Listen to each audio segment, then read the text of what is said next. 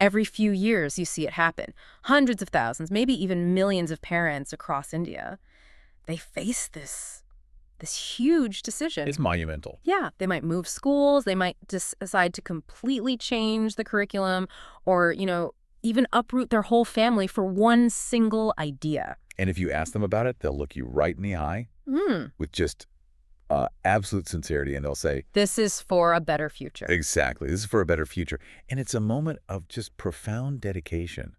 You're talking about huge financial sacrifice, almost always, sheer logistical pain. Oh, the logistics alone. We're putting everything on the line for this one choice. But the core question, and this is really what's driving our deep dive today, is the one that it seems to get lost in all the stress of the moment. We have to kind of pause the treadmill long enough to ask, better for what? Better for whom? And maybe the most critical part, by whose definition of better? That's the mission. That's yeah, it. precisely. Yeah. This deep dive isn't about comparing mark sheets. We are steering completely clear of arguing which curriculum, CBSE, state boards, IB has the better pedagogy. That's not the point. So what is the point? Our focus is strictly on the psychology of that choice. We're looking at the deep-seated anxieties, the soaring aspirations, and, the social signaling that fuels this massive, relentless engine of educational migration in the country. So we're really examining whether these decisions, which, parents frame so carefully as these strategic planning sessions, Right. are actually surviving contact with the reality of raising, a resilient, independent adult. The uncomfortable truth that we're tackling today is something that's just vital for any teacher, any mentor to understand. Which is? Most curriculum shifts are, at their very heart, emotional decisions that are just disguised as strategic planning. Emotional decision. Our role today is to decode that emotion calmly, to extract the psychological and social drivers that are hiding right under the surface of the glossy school brochures and the frantic WhatsApp forwards. Okay, let's unpack this. We're moving beyond just syllabi and grades, and we're going into the really intense psychological landscape that defines modern Indian parenting, and by extension, shapes the students we all teach. So if you look at this as a mentor, watching parents make these incredibly disruptive choices, what's immediately striking is what doesn't trigger the move. Tell us what doesn't trigger it, Yeah. because I think the popular story, the narrative, is that the child must be struggling, right? Or the school has failed them somehow. We assume it's an academic problem, but the data, the patterns we see, they suggest something else. Okay. Most parents don't change curricula because their child came home and asked for a new educational philosophy. Right. A 10-year-old is not an expert on pedagogy. Exactly. Right. And they also rarely change just because the child struggled academically. Yes. Because when a child struggles, what's the first response? Tutoring, extra classes, coaching. Right. A localized intervention. Yeah. You try to fix the problem within the existing system. You very rarely decide to just, overhaul the entire system. And you made a crucial point earlier. They rarely move because the current school actually failed. Precisely. The parents probably picked that school based on reputation, on social metrics, on what their friends said. Of course. So to say the school failed, well, that means acknowledging that they failed in their initial choice. And that level of personal responsibility is something most of us, understandably, want to avoid. Okay, so if the obvious reasons, the academic ones, the pedagogical ones, if they're off the table, what are the psychological forces that are so powerful they compel a family to do this massive, expensive, and disruptive thing? We find, again and again, there are 4 recurring psychological forces. Think of them like this invisible current running just beneath the surface. And they are? Fear, aspiration, comparison, and the biggest one of all, social pressure. So these are internal emotional states? They're not external academic facts? Not at all. When parents say they're chasing educational excellence, what they're often doing is running away from a really profound anxiety. That reframes the entire teaching environment for us.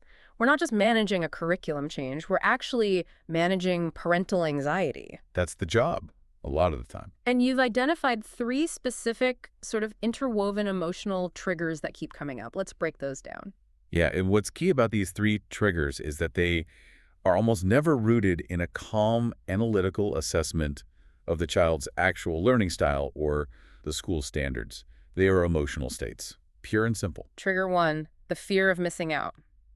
FOMO. I feel like this is the baseline anxiety for every modern parent, everywhere. It's almost an epidemic, you're right. And in this context, FOMO shows up as this belief that other parents the neighbor, the colleague, that wealthy relative, they've found some secret formula for success. A hack? A hack, a secret weapon, a premium subscription that guarantees an elite outcome, and you don't have it yet. So they see this other curriculum, maybe IB or some super competitive CBSE school, not as just a different way of learning, but as a golden ticket. Exactly. So by sticking with their current, perfectly good system, they feel like they are intentionally handicapping their child's future. All because they didn't have the courage to jump ship when everyone else did. And that paranoia, that focus on what everyone else is doing, that leads right into trigger number 2, the fear of falling behind. It does. This is where it moves beyond just missing one opportunity, and it becomes an existential threat, a threat to the family's social and economic future. Falling behind in the Indian context is a very powerful fear. It's everything. For the aspiring parent, it means losing the ability to compete for the very, very finite resources. We're talking about the top 1% of university seats, the best entry-level jobs, the right social circle. So if the child's friends are all moving to a curriculum that's branded as advanced or global, staying put feels like choosing to stagnate. It feels like an active choice to fall behind. The curriculum stops being about education. It becomes this frantic, very visible attempt to just keep pace with an upwardly mobile peer group. It's keeping up with the Joneses, educationally. And then the final trigger, and this one feels like it carries the most emotional weight, the fear of future regret. This is the one that's often the quiet, non-negotiable driver in the background. This is where parents are projecting their own unfulfilled dreams, maybe their own career insecurities, onto their child's education. How does that play out? They imagine a scenario, 15, 20 years from now. Their child is maybe not as successful as they'd hoped, or worse, their child turns to them and says, "You didn't give me the chances I needed." Wow. And that is a devastating thought for a parent. So they want to be able to say truthfully, "I did everything. I sacrificed. I gave you the best, the most rigorous curriculum money could buy." So changing the curriculum, especially to a more expensive or socially validated one, it's like a psychological insurance policy. It is. It regret-proofs the parent. It protects them from future blame, no matter what the child's outcome actually is. They're buying peace of mind. And this whole internal pressure cooker is just constantly being stoked by what you call the comparison trap.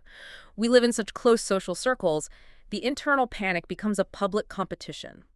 It's that relentless stream of, let's be honest, poorly sourced, anecdotal input that just destroys any kind of rational, child-focused decision-making. You mean that casual conversation at a party? Exactly. The neighbor who, with no bad intentions, just casually says, "Oh, my son's doing the IB. The workload is it's intense, but my God, the conceptual depth he's getting." And bam! A seed of doubt is planted. Or the relative who says something subtle but devastating, like, "Oh, you're still keeping her in that state board school. That's really just for local jobs, you know? You might be limiting her future." It's a powerful trigger. And then, of course, the big one, the ultimate catalyst for parental panic, the unchecked WhatsApp forward. Oh, the WhatsApp forward. Usually unsourced, often inflammatory, and presented as if it's definitive research. Only IB prepares students for the Ivy League. Or CBSE math skills are now obsolete. And the sheer volume of that kind of noise just erodes any rational thought. Completely. And the combined effect is, it's devastating. Parents often panic in isolation, they internalize this anxiety, and the choice of curriculum gets totally disconnected from the child. It becomes, as the data shows so clearly, a vehicle for social signaling. This is the insight we have to share with educators. The curriculum choice, especially if it's an expensive international one, it's often a proxy for the parent's own social standing. It communicates to the community. We can afford this. We are forward-thinking. We belong to the elite who can navigate this modern pathway. It's an advertisement for the family's own aspirations. It's educational consumerism. You're buying a premium brand, hoping it confers status and guarantees a future. Which brings us back to that core problem, this drive to outsource clarity. Yes, that is the unspoken truth at the heart of it all. Parents change curricula because they are desperate to outsource clarity. They're tired, they're anxious, they're overwhelmed by the pace of change in the world. And what are they hoping to offload onto the school system? What do they expect this new curriculum to magically do for them? They expect three things, and they're all almost impossible. First, they want the system to fix uncertainty. The uncertainty of the future job market. Exactly. What will the world look like in 10 years? It's paralyzing. So they believe the perfect curriculum will just create a straight, clear pipeline to success. No ambiguity involved. Second, and this is a big one, they want a guarantee of success. They want an automatic pipeline. They believe that enrolling in a high-status board is like buying an express ticket to an IIT or Ames or Harvard. They want the school to carry the burden of guaranteeing that achievement. And the third one, which touches on the parent's own duty. They hope it will reduce their own responsibility. They think, well, if the curriculum is so rigorous and so holistic, all I have to do is pay the fees and manage the logistics. The school will do the rest. Right. The school will build their character, their critical thinking, their resilience. But, and this is something I've seen countless times as a mentor, the essential non-negotiable truth is that no curriculum replaces parenting. It can't. It's just a framework. A framework. Absolutely. A curriculum is a structure, a way to deliver content. It's a tool, a passive tool. It cannot compensate for an absent parent or an emotionally volatile home or an uninvolved family. So if the home life is chaotic or lacks discipline, just changing the syllabus. They'll just relocate that family's anxiety to a more expensive classroom. That's it. The foundational work of building character and emotional stability, that always has to happen at home. That is a crucial distinction. Okay, with that psychological framework in place, let's start applying it to the specific boards. Let's start with the bedrock of Indian education, the default choice for millions, CBSE. So when we talk about CBSE, the Central Board of Secondary Education, we're really talking about the system that, for most ambitious Indian families, just defines their educational reality. Is the main path, the highway to mobility in India. So why is it the default? Why is it the chosen path for so many, even when there are other options? I think parents choose CBSE because it offers something incredibly valuable in the Indian context, which can be, let's face it, competitive and chaotic. And that is Reliable structure, uniform quality, and above all, predictability. It is the known quantity, the standard operating procedure for getting ahead within the national system. And the main reasons people choose it really highlight this deep need for stability and security. Precisely. The first one is just its national familiarity, its transferability. India is a huge mobile country. An engineer gets transferred from Bengaluru to Bhopal. And the CBSE certificate is instantly recognized. The child can slot right in. Right. It holds immediate currency everywhere. There's no question mark over it. And the second factor is maybe the most powerful driver of all. Its alignment with the big competitive exams. That alignment is everything.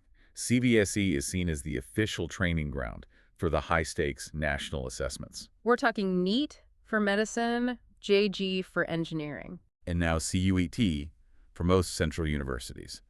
The CBSE syllabus, the content, the rigor, it's all tailored to help a student perform well in these specific national tests. So that direct pipeline creates what you call the predictability premium. Yes, the predictability premium. Parents are essentially paying with money, with time, with their child's effort for a known outcome, a predictable pathway. They're not taking a risk on a different, less tested system. So choosing CBSE signals seriousness, discipline, a calculated bet on the established national machinery. Exactly. The aspiration behind it is a preference for measurable, predictable success over, say, abstract creativity. Let's unpack the parental belief system here. What are the core beliefs that are baked into the CBSE decision? I think there are three core beliefs that form the internal monologue of a CBSE parent. First, my child won't lose their Indian identity. That's important. Very. The CBSE framework is tied to the national narrative, to Indian history, to the syllabus expectations of the country. It assures the parent that their child will be culturally grounded, which is vital for community and social connections. Okay, second belief, the really pragmatic one. They'll be competitive in the exams. This is the non-negotiable goal, the immediate goal. The content is strategically focused on those entrance tests, which gives them the perceived edge they need to survive that ruthless, ranking-based system. It's efficiency training for exams. It is. And the third belief is about psychological endurance. They will learn to survive pressure. So the pressure cooker environment isn't a bug, it's a feature. For many parents, yes. They see the rigor, the vast syllabus, the relentless testing, the late nights. They see it as necessary training. They believe their child is developing the resilience and stamina needed for the professional world in India. A baptism by fire. A necessary baptism by fire to inoculate them against future failure. So CBSE is explicitly chosen as a system designed to produce top performers within an existing structured national system. That is its design. It optimizes a child for one primary metric, ranking exceptionally well in standardized high-volume exams. But this is where we get to the reality check.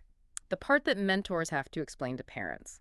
We have to talk about the common perception, the stereotype, that CBSE is all rote learning. Right, that it sacrifices real understanding for memorization. Is that fair? It's a perception we have to address. It's vital for teachers to get the nuance here. Modern CBSE pedagogy tries for conceptual depth. It encourages activity-based learning, comprehensive understanding, What? but the immense external pressure of the entrance exams, G, NEET, QET, it forces everyone, schools and students alike, back into the safety of rote memorization. It's just more efficient for the test. So the problem isn't the syllabus itself, it's the hyper-competitive ecosystem it has to exist in. Exactly. The board aims for depth, but the market demands speed and measurable content retention. Okay, that makes sense. So let's talk about the skills that this intense exam-focused environment might sideline. What does CBSE not automatically teach? Well, a child can get very high marks, but they might not automatically develop some essential future-proof skills. First, emotional intelligence, the ability to handle stress, to process failure in a healthy way, to maintain balance outside the exam hall. When your entire validation comes from your rank, a single failure can feel catastrophic. And second, adaptability, which is so important in a world where entire industries are changing every few years. Adaptability often gets pushed aside because you have to stick rigidly to a defined, massive syllabus. There's no time to deviate. Innovation requires deviation, but deviation is punished in a high-stakes exam. So the student learns to follow the path perfectly, not to chart a new one. Right, and two more things get compromised. Right. Real global exposure beyond the textbooks, and maybe most importantly, the confidence to question authority or establish norms. Why is that? Because questioning takes time. It encourages divergent thinking. It slows down the efficient, disciplined process of just finishing the syllabus.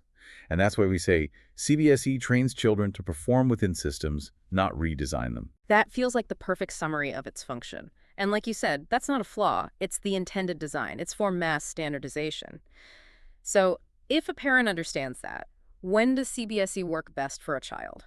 It works best when the parents consciously and actively step in to fill the gaps. To compensate for the system's focus. Yes. CBSE success is maximized when parents are actively building emotional literacy at home, when they're teaching their child that their self-worth is not their rank. They also have to proactively cultivate independence, right? Because the system is so directive, it can be easy for a child not to learn self-management. Precisely. And parents have to deliberately define success more broadly than just a test score. Celebrate the effort, celebrate the resilience after a bad test, celebrate their non-academic interests. So the pressure cooker works best when there's a strong parental safety valve to release the steam. Beautifully put.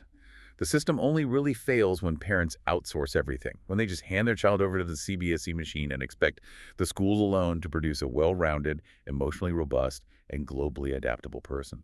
That's not what it's designed to do. It was never designed for that. Yeah. It's a powerful amplifier of diligence and knowledge. But it can't create emotional grounding or independent thought in a vacuum.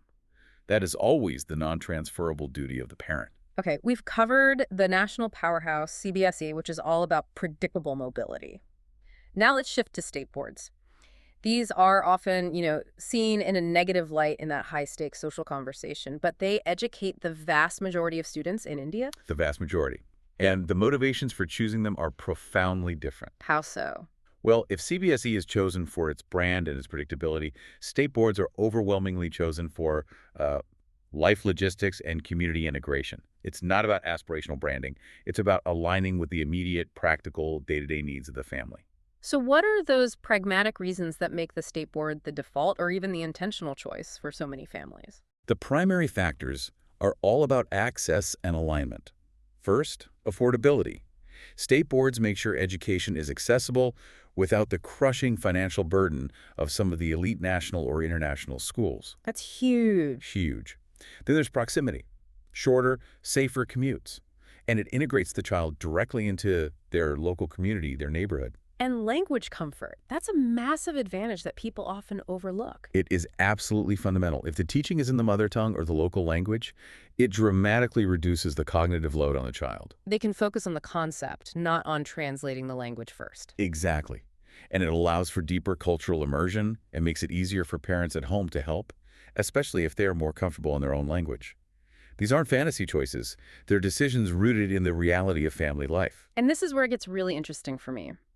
Because as a mentor, when you work with students from state board systems, you often see these unexpected strengths that they developed because of those constraints. Yes. The constraints, paradoxically, often become catalysts for really deep practical development. State board children tend to develop what we call the resourcefulness dividend. The resourcefulness dividend, I like that. What does it mean? It means they often mature earlier. They have a very clear, grounded understanding of their family's financial and logistical limits. And this resourcefulness translates into incredible practical adaptation skills. Can you give us a tangible example? How does this dividend show up in the classroom or later in life? Sure. In the classroom, they might not have the latest lab equipment or fancy digital tools, but they learn to improvise. For a science project, they might have to use low-cost, locally sourced materials.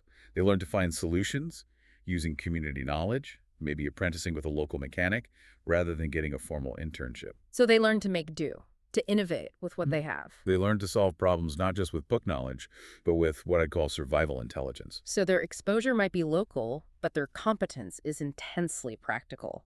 Exactly. Yeah. They often have a very clear-eyed view of how the real world works, the importance of hard work, of persistence when things are scarce. Mentors often find these kids are much closer to real life than those who are insulated in what we might call curriculum fantasies, where every need is instantly met. That totally reframes the conversation. It moves it away from just listing deficits and towards recognizing this innate resilience and competence. But we do have to talk about the trade-offs. Oh, absolutely. The trade-offs are real, and they need to be addressed by conscious parental action. State boards, just by their nature, might lack broad international exposure. Their syllabus is localized. Which can make applying to foreign universities or even some national exams a steeper climb. It can. And they also don't always explicitly teach the polished presentation skills, the fluid articulation, the social maneuvering that you see in the expensive English medium international schools. Those are real gaps that need to be filled. They are. But here's the critical reframing we need to offer parents. These missing elements should be seen as supplements that need attention later on, maybe in the teen years or at university. They should not be seen as fundamental disqualifications for future success. Because the core is already strong. The core practical intelligence, the resilience, the foundational knowledge, that's often already incredibly robust. And yet, parents ignore the evidence. There are so many globally successful people, CEOs, civil servants, scientists, who came up entirely through the state board system. So many. And for them, the name of the board was ultimately irrelevant to their success. What actually mattered was a completely different set of things. Like what? Like deep-seated confidence that was instilled by their parents believing in them. Like intentional skill building that was focused on the real world, often self-taught out of necessity. And crucially, exposure that was strategically provided later in life, during their undergraduate degree or through their first job. So the biggest failure on the state board path isn't the curriculum. It's when the parent loses confidence in the curriculum and, by extension, in their own child, just because of social pressure. That parental anxiety is the real handicap. If a parent thinks of the state board as a deficit, they transmit that belief to their child. And that limits the child's aspirations far more than any syllabus ever could. The core strength here is resourcefulness.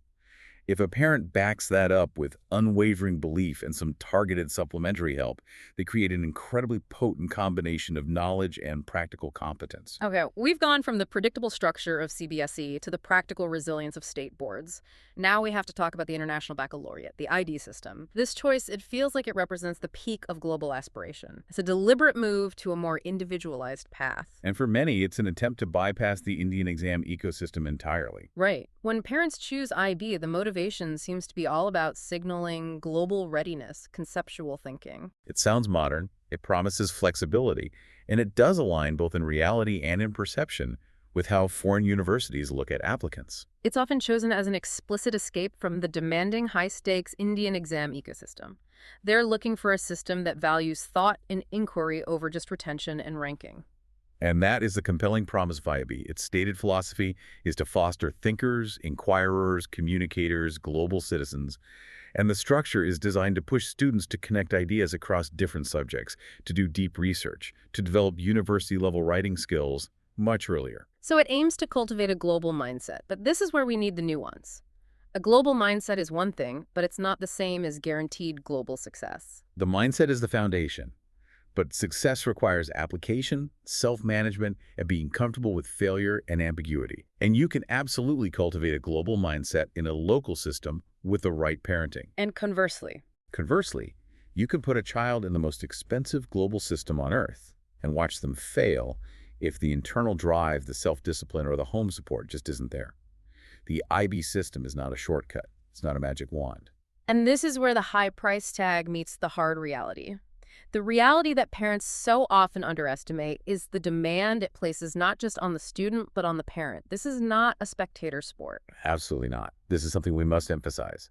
The IB system is not designed for hands-off parenting. It demands exceptionally high parental involvement, way beyond just paying the fees. Let's break that down. What is it about the IB diploma program, the DP, that requires this deep parental engagement? Well, just look at the core requirements. You have the extended essay, or EE. You have theory of knowledge, TOK, and you have creativity, activity, service, or CAS. The extended essay, that's a 4,000-word independent research paper. Right. That's a multi-month project that requires consistent supervision, organization, and emotional support from home, just to maintain momentum. The parent often has to help structure the research schedule, find resources, provide the quiet space needed for that kind of work. And theory of knowledge, TOK, it asks students to question the nature of knowledge itself. That seems to require intellectual engagement from the parents, not just logistical support. It does. TOK requires a student to move beyond just finding answers and to start questioning the source of those answers. Now, if the dinner table conversation is just, did you finish your homework?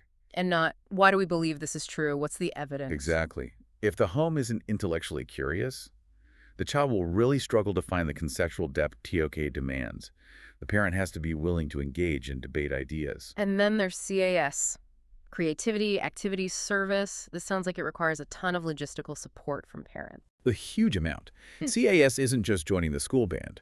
It requires documented, intentional reflection on your personal growth through these activities. The parent has to manage the logistics, drive them to places, ensure they stick with their commitments, especially the service projects, which are often outside the school's control. So all of this freedom and independent work, it demands huge self-discipline and emotional resilience from the child. Because that freedom, if the child isn't intrinsically motivated or hasn't been taught time management, can become overwhelming. They have to impose their own rigor. And we should also mention the financial commitment, which is significant. It's very high.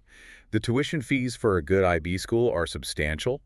You're paying for internationally trained teachers, advanced resources, a low student-teacher ratio.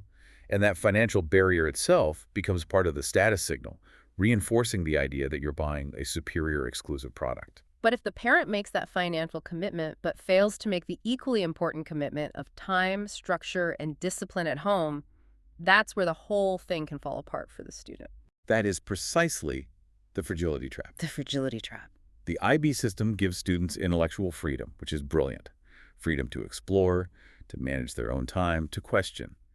But freedom without grounding creates fragility. What does that look like? We see IB children struggle acutely when parental disengagement is high, when there's a lack of basic, non-negotiable discipline at home, when there's no structure. So you're giving a teenager the tools of a professional researcher and expecting them to manage their own schedule. If they haven't learned self-regulation from clear routines at home, that freedom just becomes a source of debilitating stress. They burn out just trying to manage themselves, which completely defeats the purpose of the whole system. Yeah. It's designed for high-performing, self-motivated students who have deeply supportive, intellectually engaged parents. So when parents choose IB just because they're afraid of the local system or as a social signal, they often fail to meet the system's own requirements for their involvement. Yes. Which leads us to the most critical question a parent has to ask themselves before they write that check. Are you choosing IB because your child genuinely needs this approach? Because they are an innate, curious learner who thrives on freedom and project-based work? Or are you choosing it because you, the parent, fear being left behind socially, and you need the comfort of saying your child is on the global track? And we have to be clear about the outcome. It's not a golden ticket. It is not a shortcut or an automatic guarantee to foreign universities. Global universities want to see passion and genuine intellectual curiosity, and that can be developed in any rigorous system as long as the child and parent are committed to the path they've chosen. So if your only goal is to escape the pressure of NEET or G, you might find you've just traded one pressure cooker for another. The pressure of self-management, of high-level research, and immense financial strain, all of which require you to be more involved, not less. So let's try to bring this entire complex discussion full circle. We've looked at the psychology behind the three big choices. CBSE, the quest for predictability. State boards, cultivating survival intelligence. And IB, the aspiration for global freedom. And in all three cases, the main conclusion is always the same. And it's something every teacher needs to be able to convey. And that is? CBSE, IB, or state board. None of them raise children alone. They only amplify what already exists at home. The curriculum is just the tool, the framework. But the home environment is the foundation, the engine, the driving force that builds character and resilience. Exactly. If the foundation is weak, picking the most advanced, expensive tool won't fix it. In fact, as we saw with the fragility trap, it might just expose the flaws faster and more catastrophically. So what does all this analysis mean for you, for the listener, who might be wrestling with this huge decision right now? It means before you make a sudden move out of fear, or because of what a neighbor said, you have to stop. You have to stop the process and do a really difficult, really honest self-assessment. You have to ask 3 critical questions, and this shifts the focus from fear to intentionality. Question 1. What kind of adult am I truly trying to raise? And this means defining success beyond just a rank or a salary. Yes. Do you value resilience, empathy, critical thinking, autonomy, stability? What is at the top of your list? Your answer has to guide your choice of framework. Question 2. What support can I realistically provide, given my family's reality? This is about honesty. If you're an overworked single parent, or if your finances are fragile, choosing the high-involvement, high-cost IB curriculum might be setting your child up for failure. The choice has to align with your family's actual capacity, not its idealized aspiration. And then question 3, which feels like the most revealing one of all. Am I reacting to fear, or am I responding to need? Is this change driven by anxiety from social comparison? Or is it a calm, genuine response to a specific learning style you observed in your own unique child? Will this move actually reduce your family's anxiety, or will it just relocate your existing struts to a new, more expensive system? The powerful realization that we as mentors have to impart is that these curriculum choices, they reveal far more about parental psychology and personal fears than they do about the child's potential. The child's potential is vast, maybe infinite. It is. It's the parent's belief system, their self-awareness, their ability to ground their child. That will always be the biggest constraint. The system you choose is only a container. The content, the drive, the resilience, the character that fills that container, that is poured in from home. So choose wisely. Not emotionally, not socially, but consciously. And remember, the work of raising a conscious, capable adult begins long before the first syllabus is ever chosen. It begins with you.